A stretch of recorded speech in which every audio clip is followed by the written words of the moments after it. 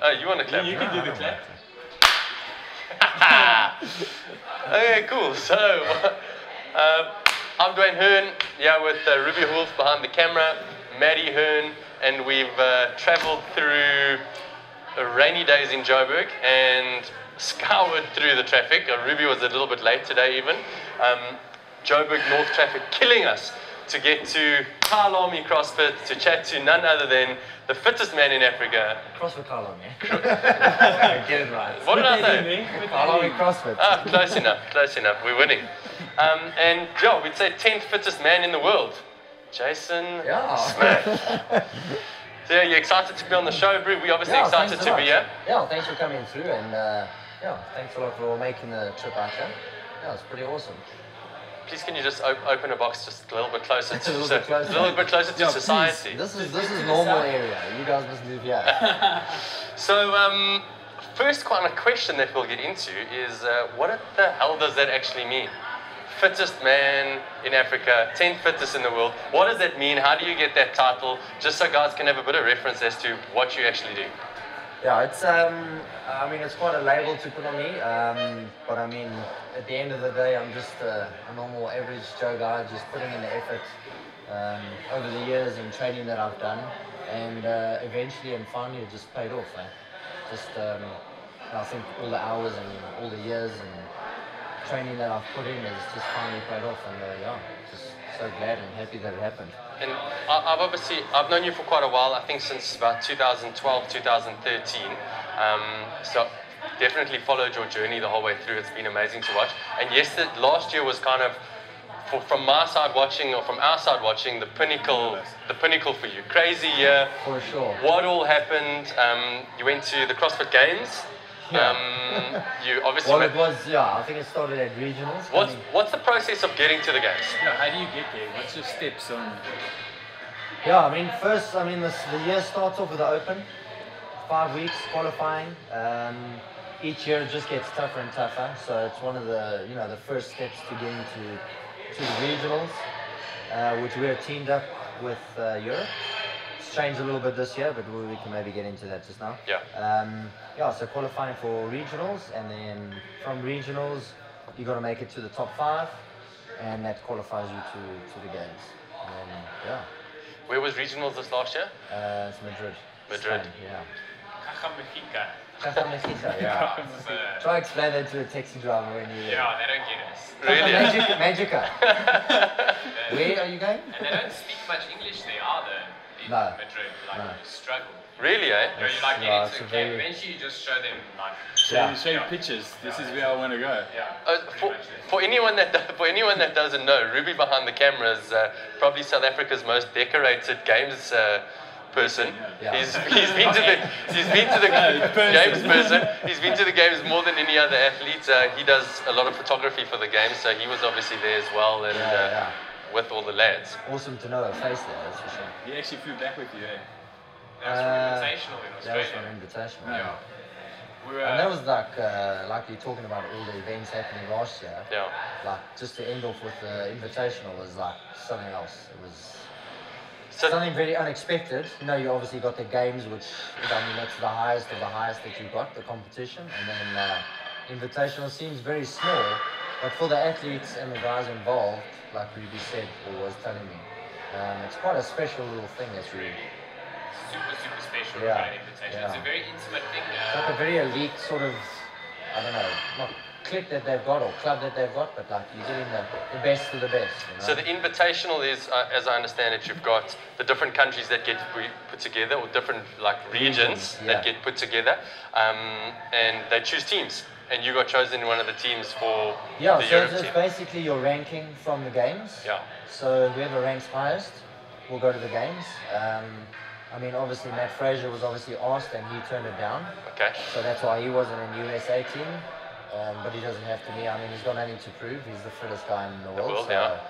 And then it was obviously Bjorgvin and myself, because Koski had a knee injury, so he was pulled out. So I kind of filled in the next spot there. So it was pretty awesome. Yeah, that's cool. I kind of got back from the games, like almost went into depression. I don't know what it was, but I've spoken to a few of the athletes, but I kind of got back and didn't know what to train for. It was like I had no motivation to train for anything. And that was about 3 weeks. I just like came to the gym and I was like, what am I going to do now? I've got to wait a whole nother year to try and feel that high again. And it was actually quite bad. Like I was fighting with Rick a lot and, you know, just grumpy in the gym. It was actually quite a shit time. That's quite a common thing amongst, it normally kind of happens from articles I've read in psychology. After athletes have retired, then they hit this massive downswing because your training releases lots of dopamine, that chemical in your brain. So you're on this, through your training, and it's massive high. So that's totally understandable. And I'm sure that many athletes along all sorts of levels go through that. Yeah, of course. So when I got the email for the invitation, I was like, cool. Back on the horse, started to train. I had something to train for. And it was, I don't know what I would have done if I didn't get that. So, it was cool. But I spoke to a lot of the athletes and they said it all happens. Like they'll take a month off and just absolutely do nothing, you know, just go chill and not train. But that's not really in your gene, is it? No, not really, no.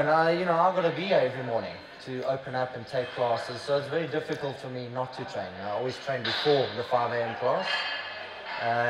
So when I was coming in at 3:30 in the morning, it's you know, it's like wandering around the gym. What should I do? I was like, just not up for anything. No. So I think that brings us to a pretty valid point. So most people don't really know your training schedule, your schedule, and a little bit about your life. So I mean, you work full time, you run a CrossFit Games, you're a Games athlete, you have 2 kids at the moment, and one on the way. One on the way. So you're a pretty busy dude. Life is busy. Yeah, so break it down a little bit. Like people that don't know your story is pretty interesting. So I mean, we chatted about it quite a bit in detail, and it's a good story. Yeah, it's you know, I'm not one of those guys to just like take the easy road and, you know, train at 10 o'clock in the morning and then have a quiet chill lunch. It just made me feel bad. Like every other box owner in the country. I mean, my day starts at 3 o'clock, so I'll wake up at 3. I'll get you about 20 past 3. I train till 5. That's 3 a.m. That's 3 a.m., yeah. I train before the 5 a.m. class. Take the 5 a.m., take half the 6 a.m. I'll head home. Get home about 6:30. Help the wife and the kids get dressed and ready for school and whatnot. And I'll head to work at about 8:30 in the morning, which I run a business with my father. So I do that, we do that till about 1:30. I'll go home, have lunch, and then back at the box at about 3 p.m. in the afternoon. Train till 4:30, which is the afternoon classes start. And then take those classes till about 6. And then head home normally about 6 p.m. Go help the kids and everything, get to bed and whatnot, see them before they go to sleep. I'll probably have dinner at about 7, 8 o'clock, and then slip into a coma at about 8:30. Okay, so you're still So getting 9 o'clock. Get to bed nice and early. Yeah, 9 o'clock I'm kind of KO. So I'll get 6 hours sleep pretty much every night. And I've been doing that since we opened the box in 2013. And So that's it's been, that's you find that routine like that helps. Yeah. Just it's set in stone and you go. That's the way it's happening. I try different things. I try to wake up at like 4:30, come here, take the 5 a.m. class, and I was just so tired and lethargic. I was like I've got no energy to take the class, and I was like, this is a waste of time. Try to train afterwards, but I wasn't seeing the kids and the wife, you know, before they go to school and whatnot. So I was like, let me try to get up earlier, train before the classes, and then at least I can get home a little bit earlier. And was the wife happy? She's sleeping, you out of bed, Well, happy I mean, days. I pretty much wake her up every morning, but I mean, she's used to it. With kids and stuff, it's normal, so, yeah. And, go. What keeps you motivated the whole time to wake up at that time of the morning? Like, I must be honest, I mean, training is one thing, but knowing that I've got to take a 5 a.m. class, that's what gets me up. It's, you know, if I'm not here at 3, then I don't get you to take the 5 a.m. class, you know. So it's kind of, okay, I've got a job to do, let me get up, do my shit, and then... Then you can get to it. Yeah, then I can do the class properly, you know, and take it well.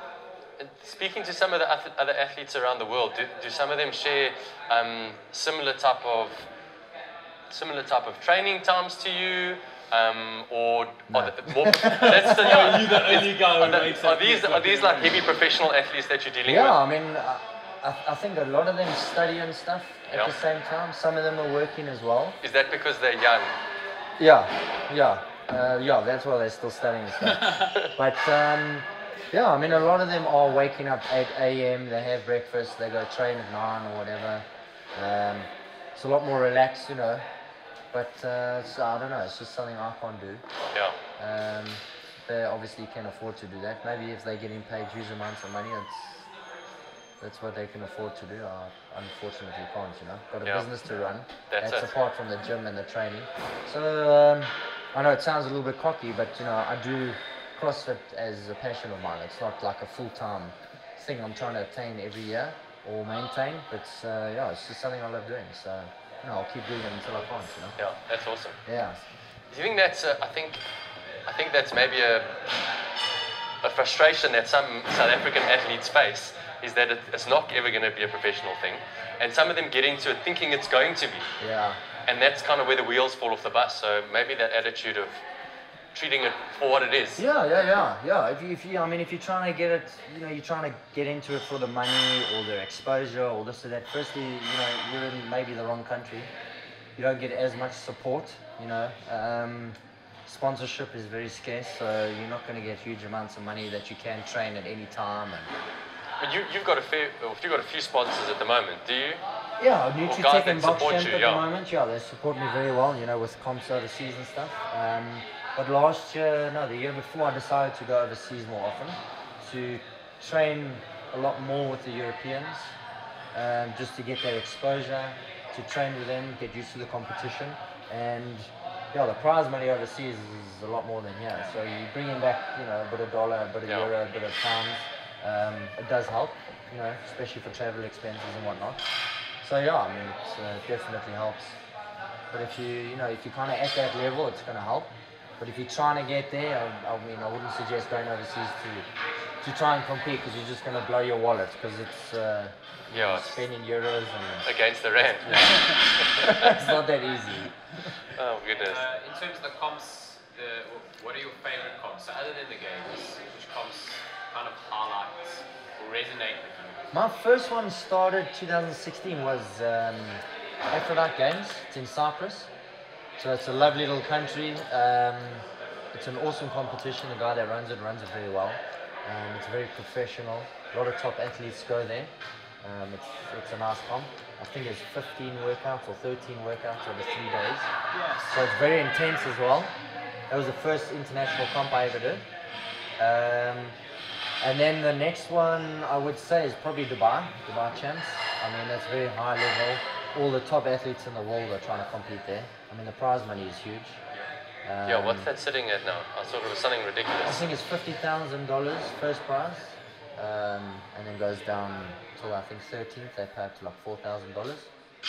But I mean, even if you come stone last, you're still getting $1,000. Oh, that's decent. It's like, kind of like your trip paid for, you know. I suppose they're trying to cater for professional athletes. Yeah. It's, they're trying to attract them, you know, which is lovely. It's awesome. So yeah. You had some good success at the Aphrodite Games, eh? Yeah, I won it the last 2 years. Yes, there we go. Well, I can't be the one to say it. We have to pull it out of jail a little bit. Yeah. Yeah, that's cool. So, what kind of? Let me take it back a little bit. When we see all these athletes, a lot of them come with, or what they used to come with, is an experience in other sports or some other kind of discipline and so on. And now you're seeing a lot of athletes that are pure CrossFit athletes. Yeah, it's kind of the similar thing to what happened with MMA. Yeah. MMA was like these guys, you've got a jiu-jitsu guy, you've got this guy, you've got this guy. Now MMA is full of MMA athletes. Yeah. And CrossFit's kind of going that same way. Yeah. So you're part of the old school guys. We can call yourself the old school guys. Yeah, for sure. So what did you come to the table with? What did you enjoy doing before CrossFit at school maybe? What's kind of your background? How did you get into this? School sports, I don't think really played a role in what I, came into CrossFit. But when I left school, I kind of got into gym, like your Virgin Actives and stuff. But I was doing more bodybuilding training, but I was never serious. but I used to train twice a day and 6 days a week, so I was quite into it. And at that stage, you thought you were going to be on Men's Health cover. No, Eh? it was never the goal. Yes, Men's Health cover. Yeah, Oh, did you bring exactly. it? Yeah. There we go. There you go. Yeah, so I mean, I just enjoyed the training, and I could train by myself, and I had the mindset to wake up. I used to wake up 4 a.m. as well, to get to the gym. I used to train by myself, so I could just, I'm very motivated. I can motivate myself to train. So I did that from school till I started CrossFit, which was 2008. And my brother kept nagging me to come and try this CrossFit thing. I was like, listen, like every gym goer says, you don't know what you're talking about. And nagged me, and then one day I was like, okay, let me just go shut him up and try this thing. And that was at Fight Fit. That was at Fight Fit, back in the day in Rivonia. And the day I went to the first class was the day I cancelled the Virgin Active membership. I've never been back into a Virgin Active since then, or conventional gym. And you didn't lose any of your gains? No, I did. I lost a lot I think I lost about 10 kilos. Really? Eh? Oh yeah. I was 95 kilos and I was like quite stocky and whatnot, but the amazing thing was that I was quite strong and stuff from your gym training, but I started CrossFit, I lost 10 kilos, so I went down to about 84, 85 kilos, and but I was stronger and fitter than what I was training in the gym, and it was like such an awesome thing. I looked a little bit skinny, I wasn't too happy, but over time, it eventually starts coming back. But you kind of get to a plateau. You're not going to bulk up with CrossFit as people see. Yes. It's not the purpose of it. So yeah. It's been a long journey for you. It's like very long. Yeah, it's like 2008. Like this is your physique because of 10 years worth of hard work, just year by year, just keep going, and I got very close. 2009 was the first kind of sectionals we ran in Edenvale in Donnie's gym. Yeah, so I'm gonna pause you guys for 1 second. I just want to reset. Yeah, that's good. Cool. Does this thing keep going off? It's fine, eh? Your fingerprint won't go. I know. No. Luckily, I know his pin. Chilling. Just block the Jay, you're doing so well. You're natural. Has it? Yeah, the thing, is it still recording? You're on the whole Talk, time. yeah. So I was getting phone calls after the games to do interviews and stuff.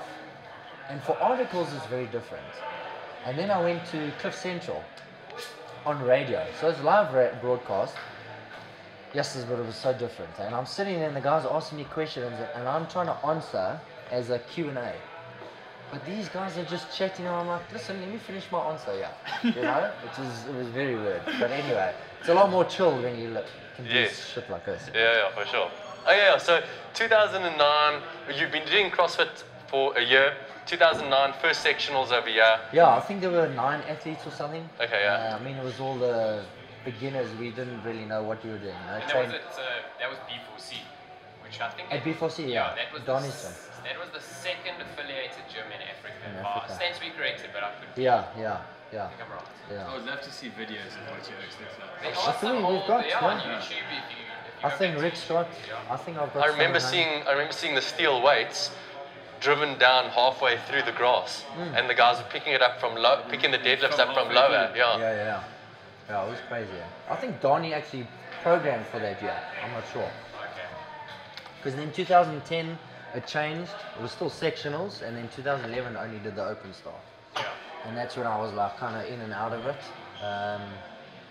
And then 2012 kind of started getting into it properly, and then 13 was like we opened the box, and then that was it. It's kind of all into training and stuff, which was pretty cool. Yeah. There was a back injury at some point to this as well, wasn't there? Plenty, yeah. So walk us through that a little bit. So you obviously it wasn't the easiest road getting to where you've gotten to now. There's been some setbacks. So back injury, talk us through that a little bit. How did it set you back? How did you get through it? So 2012, August, I was rushed into hospital. My intestines blocked up. I had an operation in 2002 where I lost my kidney. In 2004, I lost my kidney, burst my liver. So during that operation, they caused scar tissue on my intestines, which caused the blockage only like 10 years later or 8 years later. So yeah, I was in hospital for a month. I lost 10 kilos. Was it 10 kilos? Yeah, I lost 10 kilos. No, 20 kilos. Sorry, I lost 20 kilos. Came back out of hospital, and then I started training again. But by that time, I think it was September to December. I started only getting better, and then open started pretty much a month later. Yeah. And I think one of the open workouts was a deadlift box jump, and I slipped a disc in my back. No, it was in Cape Town. Footage in Cape Town. They had a double deadlift workout, and I pulled the deadlift and slipped the disc. So I was out just trying to get better with chiros and this and that. And then, it was 2013 regionals. I came third, and I was like quite surprised, with the level of competition. I was injured. I just went there to compete. Yes. And I came third, and I was like, shit, if I actually put my, head into this and my effort into it, I can actually, And I think since then, it actually, I've kind of motivated myself to get going. Do you do any maintenance now to stay injury free, or is it just training as you go? I think over the years, I've kind of learned how to train.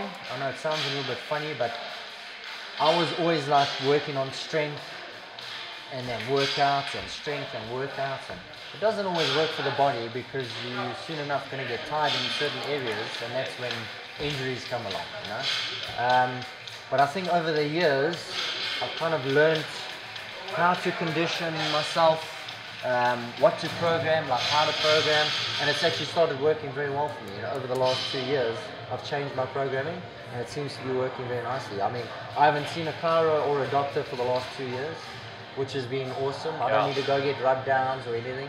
I do a bit of foam rolling when I'm a bit niggly or whatever.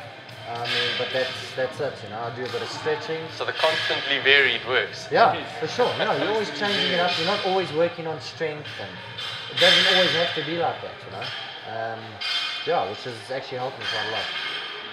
Yeah. I think that kind of leads us into a bit of programming. So my programming. Your program. Your program. Okay, lay it out. Let me just get my pen. Let me just get my pen. Yeah, yes. Jason Smith's Guide to the Games. Yeah, exactly. So after the game, or even before the games, I was getting asked a lot about how's my programming and this and that.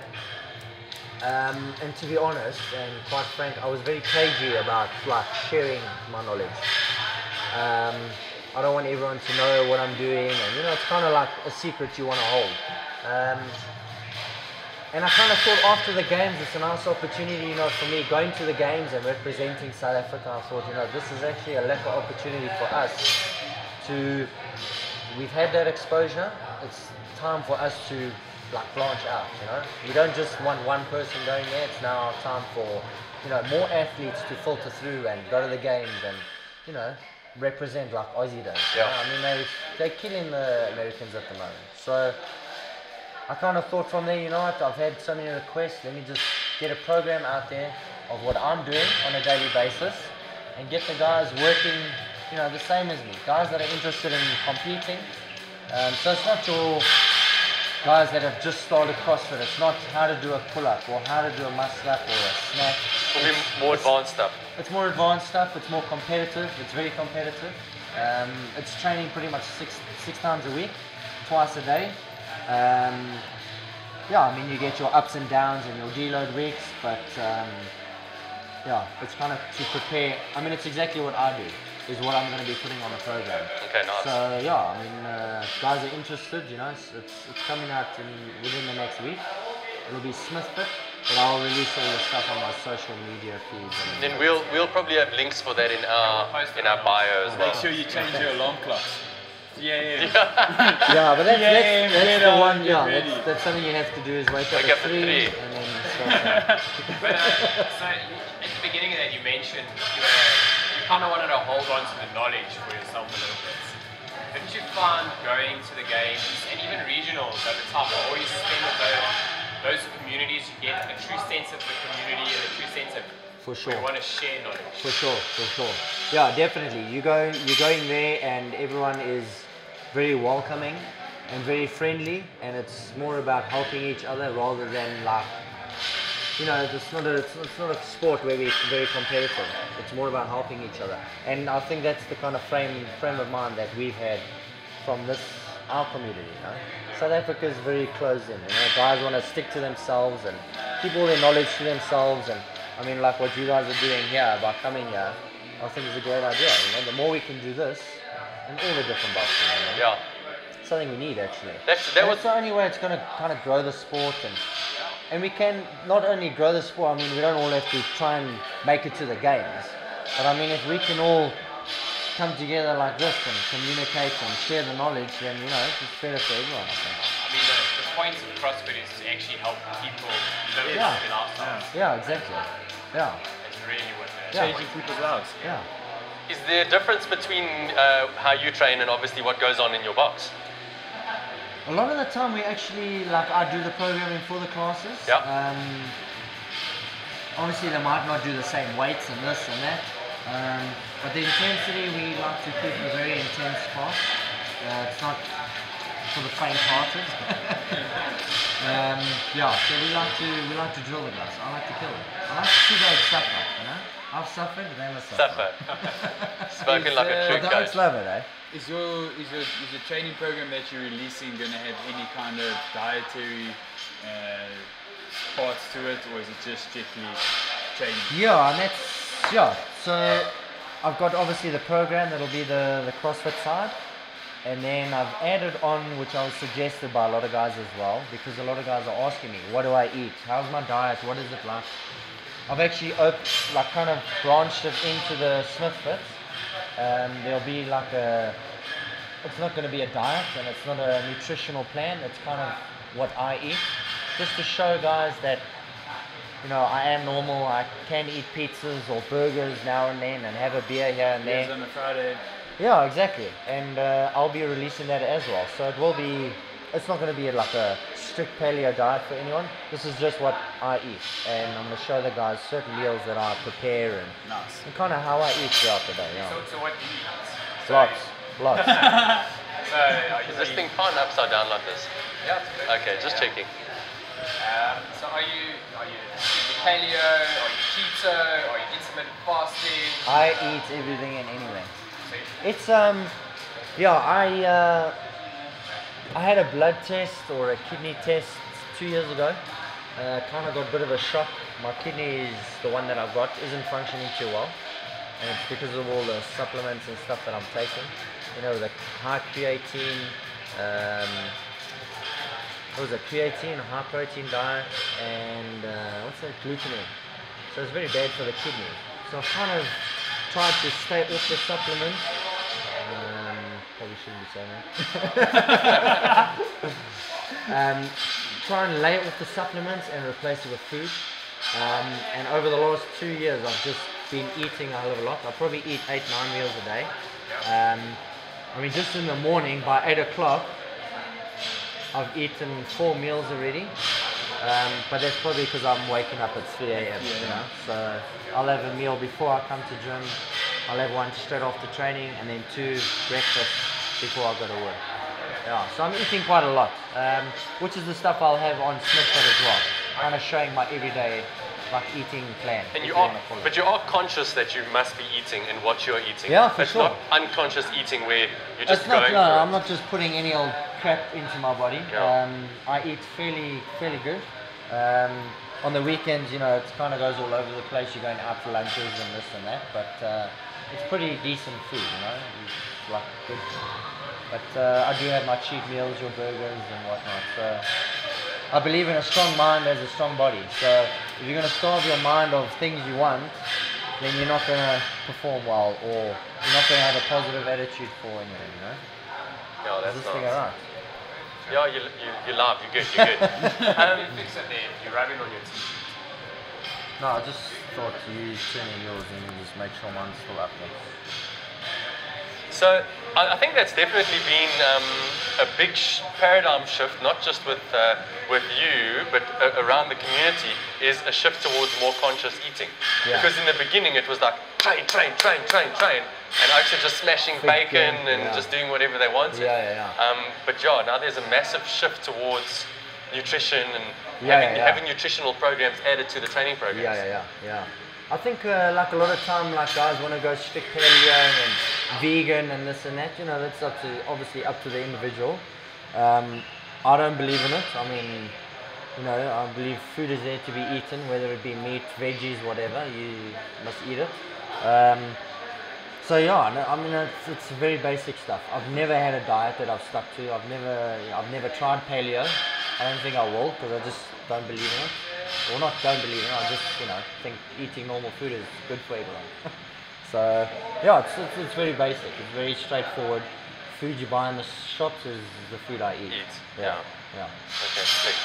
And I don't know, I'm sort of harping on it, but in the programming, do you have a methodology that you follow, or is it more you listen to your body and you kind of track what you're doing?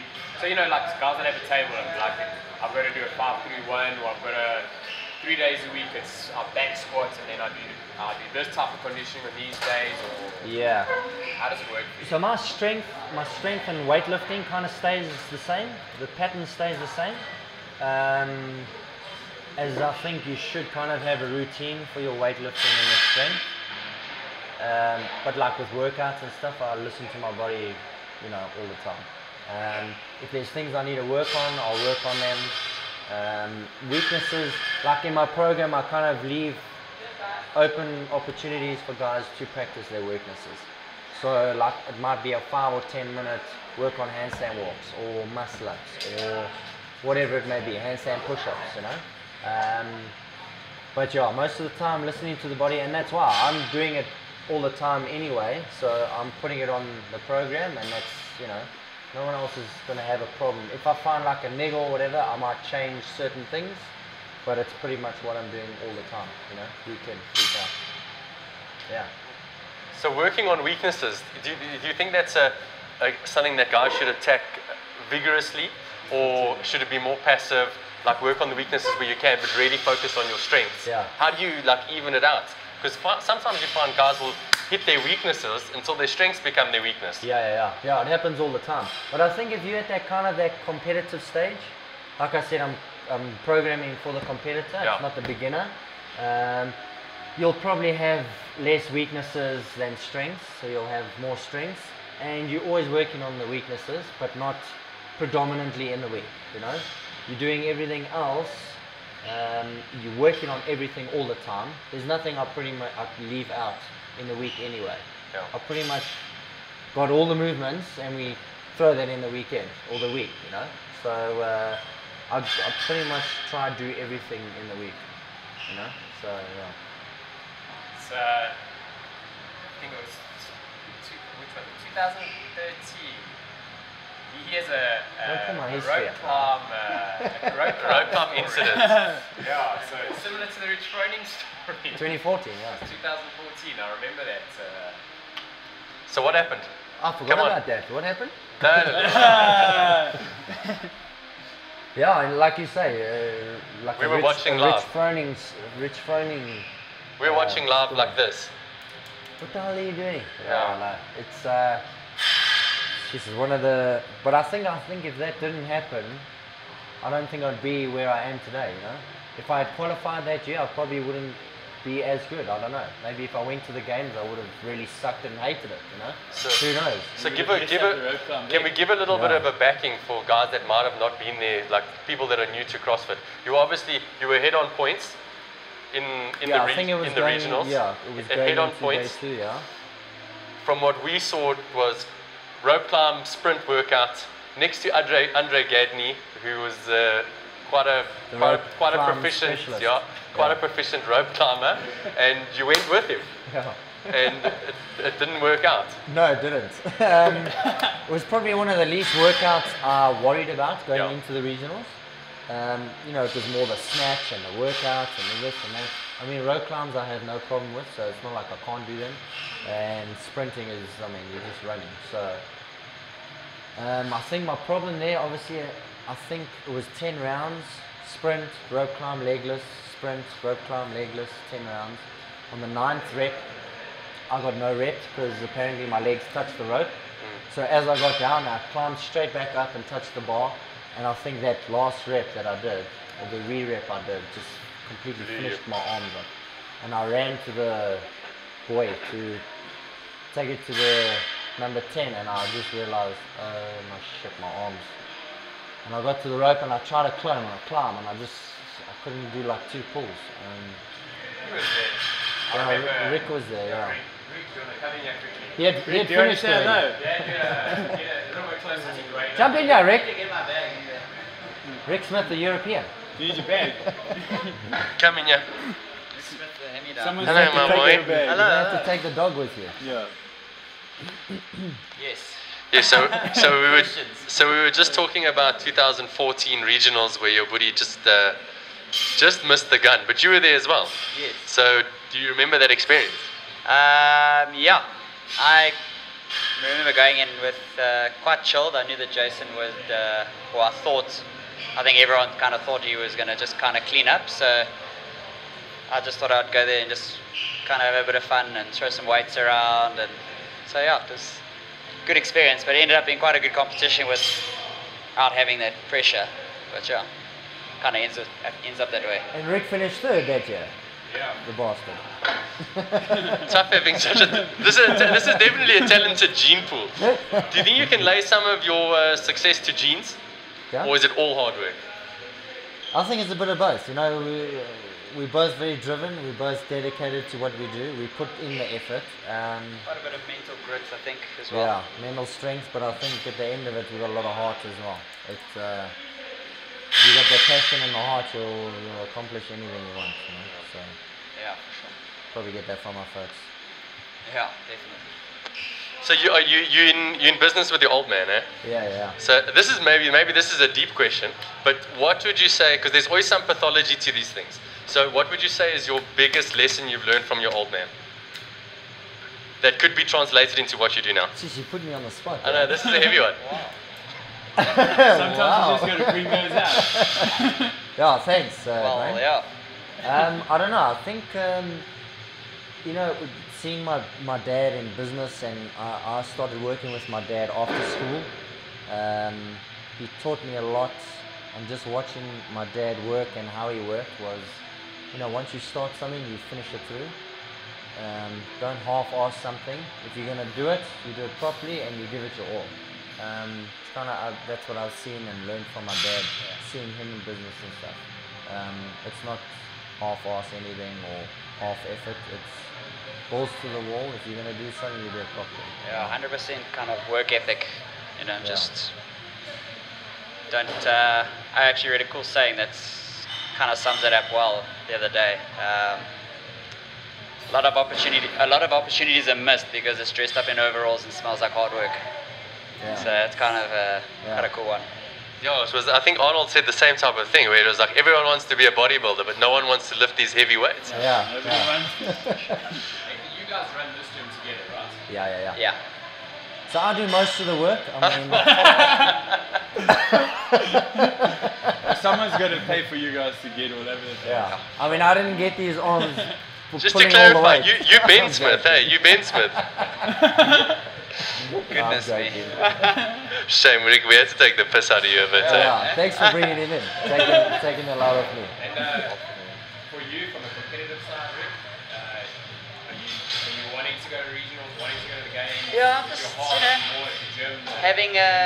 Having a bit of fun in the shadow of Jay, but no, I'm kidding. It's I must say I've got an opportunity that I'm sure most athletes striving to get to regionals and obviously the games would kill to have. You know, I've got a games training partner. You know, it's not always fun, but it definitely humbles you and it shows you where you are and kind of the work that it takes to get there. I've seen obviously Jason working over the past 7-8 years. Yeah. You know, to get to where he is. So it's quite motivating to see, like, just, you know, if you're going to put the time in and work. You know, obviously he's very gifted with, you know, his talent and everything, but I think more so with the work that he's put in over the years, and it's good to be around that personally. My goal is to get back to regionals this year, so kind of working pretty hard for that, but just just taking one competition at a time. You know, not trying to think too far ahead, and you know, got fittest in Cape Town up this weekend, so quite excited to just go and just, you know, trying to enjoy it again as well. You know, put too much pressure on it and it becomes something you don't want to do. So just kind of have fun with it and enjoy the process, I suppose. I think one of my famous lines is, for those that don't know, Rick is also very accomplished. You've won fittest in Cape Town as well, am I right? Yeah, I think I won the very first one. Yeah, when no one else did it. So, very accomplished. Listen, you beat all the guys that didn't enter, come on. Yeah, fair enough. Yeah, I did win the first one. I think I went back and finished second the year after. And then I don't think I competed for a couple of years. Yeah, and then yeah, obviously we've done a lot of competitions over the years. So it's but Rick also qualified for the 2015 regionals. Remember when it was the first Meridian? Yeah, it was only myself and Rick that qualified. So that was pretty cool for us to both go there. It was a massive accomplishment to qualify, but obviously went there and completely fell to pieces and realized how much of the sport is not actually just your physical ability, but how much of it is mindset. And I got completely crushed overseas mentally, and I've taken a long time to get my head back, and something Jason's been trying to help me with a little bit, and I think this year I'm in a good space. But it's amazing how much it actually plays. You know, you can be the fittest there, but if you're not the strongest up here, you know, you're not really going to get too far. So I think that kind of having Rick here kind of leads me into something I was going to ask you earlier. Is you guys don't have a coach, so I do. No, you've got a training partner. That's your brother, and something that gets brought up in these type of circles. Obviously, having a coach is one thing, but it's also been said having good training partners is something else. So maybe that's something you guys can elaborate on. Yeah, I think a big part of, just so everyone knows, Rick likes to steal the show. Yeah. Yeah. Well, it's fine. Jason wants to take this. I think a big part of our success in CrossFit over the years has been the fact that we train together and we kept pushing each other, and like Jason said, we kind of have a natural sort of drive. So yeah, I think having training partners is a huge thing, but we've never really gone down the road of a coach. Like, I definitely can see the benefit of it, but also when someone is not, you know, with you day in and day out, or I don't know, I like to see the proof in the pudding. You know, I like to know that Jason's doing the same thing I'm doing, and not just giving me a shitload of stuff to do. Sorry, I'm not allowed to swear. No, you can do what you want. But yeah, I don't know. I'm kind of up in the air. What seems to be working for us is what we're doing. So, well, certainly working for Jay. But you just coached Jay now at the last CrossFit Games. Who's carrying my bag? I actually just I had a discussion about that with someone earlier. They're like, how did you go there? They're like, well, how were you with the athletes? I was like, well, I was listed as Jay's coach. And he's like, how did you coach him? So it was moral and mental support. With all the shit, it was with more all the moral shit support. we got from the game, someone had to carry it. Yeah, it was more moral support, and there were really long lines for lunch, so someone had to stand there. But yeah.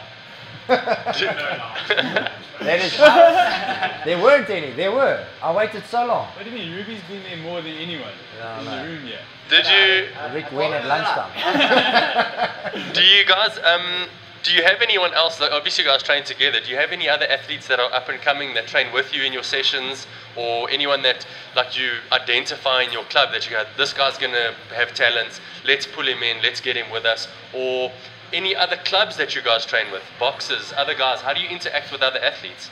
Or is it just the Smith brothers doing the Smith thing? It's just the Smith brothers. It's very difficult because you're obviously trying to keep it fun, firstly, for the guys in the classes. You don't want to put too much pressure on the guys. If they're not ready to compete or want to compete, then I don't feel it's necessary to force it on them. I mean, we do have a few good guys here, which they're building up and they're working towards it. And when we see they need help and want help, we'll obviously offer our help and whatnot. Come pull them in and train with us. So we never turn anyone down. It's not like a secret training camp that we hold here in the early hours of the morning or the afternoon. But the guys that are willing to to put in the effort and whatnot, we're definitely there to help. But if you're not, then why should we waste our time? Yes, they obviously have to go. They take the first step, but then you meet them where they are. Yeah, Set your exactly. alarm, 3 o'clock in the morning. Exactly. Yeah, that's the first thing. If you can't wake up at that time, then First don't step, bother. set your alarm. Second step, join the So club. Rick, do you wake up at 3 a.m.? Not a chance. No. Rick, I think tried it once. He was sick for the rest of the week. I Yeah. don't know why. I got flu. No. And interacting with other gyms, I know you guys have done some training with some other athletes. Does that always go well? Do you enjoy those type of sessions? Do you feel that you get benefit in those type of sessions? We haven't much really. I must be honest, I don't have a lot of time. It's very difficult to try and get like our members out somewhere. I'd like to do it more often. Or not just your members, just you guys. So say with like Just training with myself. Celeste or having a session with Chad Theron or whatever the case may be. Yeah. I mean, I'm open to that. A lot of the time, I think at the end of last year I went to CrossFit Middleburg. They invited me out there to train them or train with them on the Saturday, which is pretty cool. I really enjoyed that. Something I want to do more often. It's just a little bit tricky, like open season comes so quickly. You're kind of preparing for that. Then it's 5 weeks of the open, which you hear Friday and Saturday night or the whole of Saturday. So that kind of takes your time there.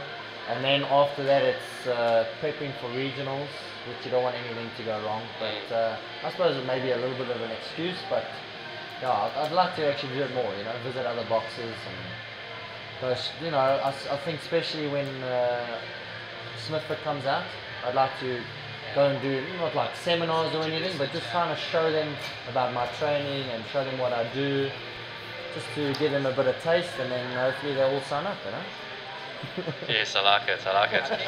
If I may add to that, I think also a lot of it is sort of this misconception around CrossFit when I've heard people like tell me about how other people from other gyms speak about us, and they do kind of think it's this Smith Brothers, like it's just us kind of against everyone, and it's not really like, obviously people think like that, but we are open. It's just difficult for us to make us, well, we just don't make that step, like Jay was saying, it is, we welcome it, anyone's welcome, to come and train with us and stuff, but we kind of have our set times of training, and it's difficult, especially with both of us doing working and private coaching and quite busy sort of lives. With Jay, obviously he's got his family as well, and it's difficult to be like, okay, cool, let's hit a lunchtime session, which is when a lot of the guys from other boxes want to come through. I know that when Celeste, a lot of the time she wants to come train, it's difficult at 5 in the morning or 3 in the morning or 4 in the morning, what Jay's doing, but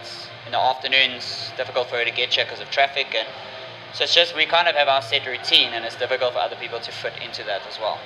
So, yeah. Yeah, look at us. We at what is the time? Almost 8 o'clock at night. 8 o'clock. Exactly. Just to get a word in. Just to get a I word should in. be climbing into bed just now, just so you know. My bedtime is past, basically. I think I can attest. I've known you guys since Since it started, Yeah, and, Too long. Yeah, too long. And like any time I've said, hey guys, can I pop around for some photos or whatever it is, they're always open to it. In actual fact, they've often said to me, hey, can you make it? I'm like, no. Can you I'm too please busy bloody doing come it." over here? Yeah, so you guys are super welcoming. I think it's people just have this misconception, and it's like anything. Well, you guys aren't always going to take the first step. Maybe other people need to just, hey. Maybe I should start that training with Rich concept that he's got going over there. What's Rich doing? What's Jay doing? What's Jay doing? The whole Smithfit thing, I think it's a really good Yeah, concept. definitely. It And allows it's, people that opportunity, and I'm sure you'll also engage in like more. Yeah. A different type of engagement. yeah. So we've got maybe about 10 minutes left. So I think I'd like to know from your side, were there any times through this adversity that you were like, fuck it, I'm just going to give it up, this is too much? Like, another year, I have to start again. Am I asking heavy questions? No,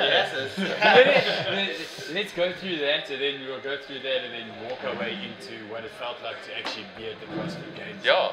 So like, some of the workouts. Yeah, are there any times where you're like, fuck it, I just can't do this? Yeah, I think the first time was after the regionals 2014, where I failed the rope climb. I kind of went home after that weekend. It was like, this is it. I lay on the couch for a week. I think I told Rick to take the classes. I wasn't interested in coming in.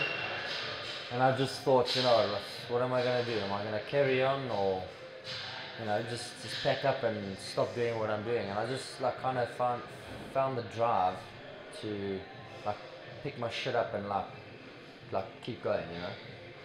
And I think it taught me a big lesson was things happen for a reason, and I found out shortly after why that rope climb happened, because if I had gone to the games, all hell would have broken loose with the business and everything. So I think it was actually a good thing that I did, you know, and when that happened, I realized, shit, that's why I didn't go.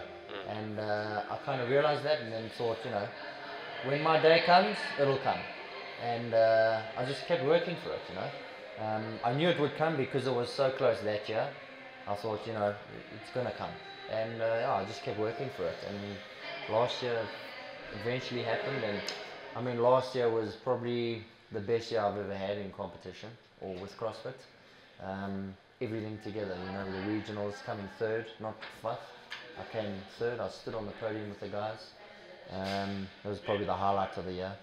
And going to the games and coming 10th or 11th, whatever it was, you know. So, like Matt said before we close, give us like a little bit of an insight of your experience at the actual games, because like, now that you've taken the 10 years and you've made it, like, let's hear. Was it everything you wanted? You know, We'll tune in for the next one. No, this won't be the last time, and you'll get your own mic next time. Episode 1. When I make it. You'll get the invite, Rick. We need to just make a bit more money so we can buy some more marks. We'll get there, Lulu. We'll get there. Yeah, I must be honest. I'm not one to just go in and get the stuff done. You know, everyone goes there, gets the gear, and they, you know, moving around the games. I try to. It was very difficult. You're trying to be in it, but also step back and like look at what you actually accomplished and where you are. And I did that a lot, like in the training hall. I would like just look back and look at all the athletes and like enjoy the moment, you know. And I did that a lot, like even stepping onto the competition floor, I'd just like look around and like be, shit, I'm actually, you know, I'm here. And I just enjoyed it. It was enjoyable. Some of the workouts, you know, they killed us, but the nice thing is that you're going into the back room or the warm-up area, and you're all going through the same punishment, you know? Yeah.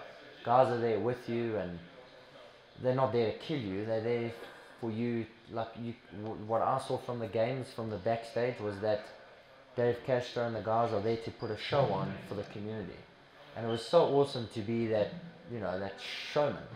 Yeah, I just tried to enjoy like every moment that I had. Yeah, it was incredible, amazing. Best workout at the games? Should have started with the worst. Anyway. I think one of the funnest was that Amanda 0.45. I think it was the first workout we did in the stadium. I didn't know what to expect. I know a lot of the guys were like super fast. I think I was next to Noah Olsen, and I was like, seriously, I've got to be next to this guy. Yeah. And I held my own. You know, I was with him every step of the way.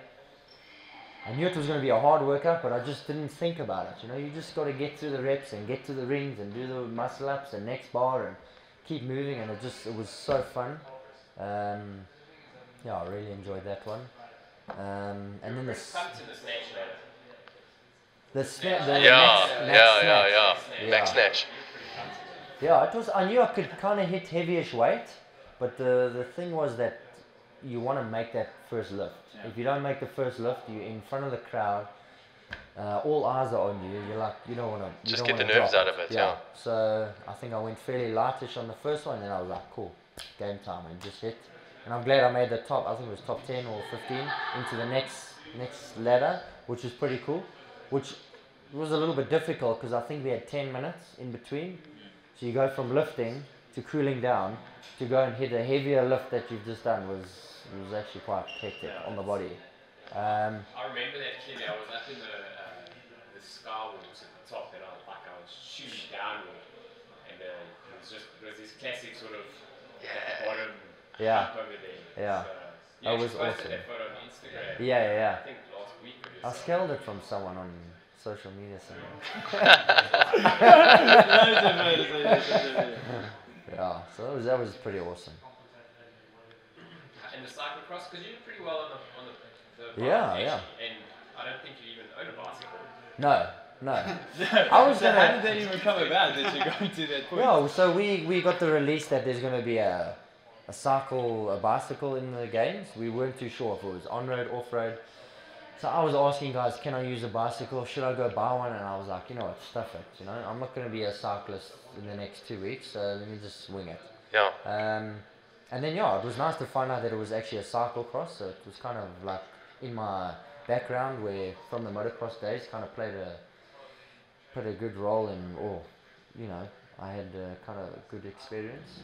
So it was good. I enjoyed it. It was, you up. we had the qualifiers, and I thought, it doesn't matter what I qualify, I'll just game day, Yes, you'll go. and I came third, and on the start I was like, shit, this is actually making quite a big advantage compared to the guys in 15th or 10th. He was so far ahead that they couldn't catch up. So I'm glad I did so well in the qualifiers. Yeah, I finished up 4th in that one, so it was pretty good. I've got you some pretty decent points going into Oh the yeah. I think that was the event after the swim run, which was my worst. I started that event, it was raining, and it was the first event. It was the first event of the games.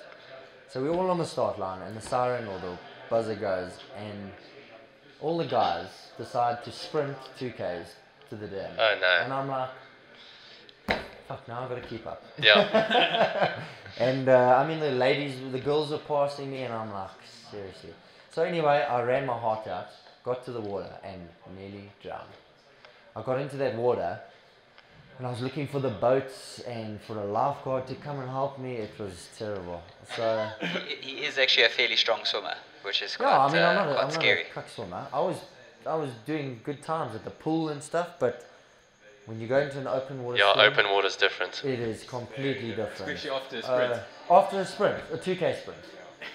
I mean, if it was a little bit slower, I would have managed. But I lost so many. I actually entered the water, I think, in the top 15 out of the guys and the girls.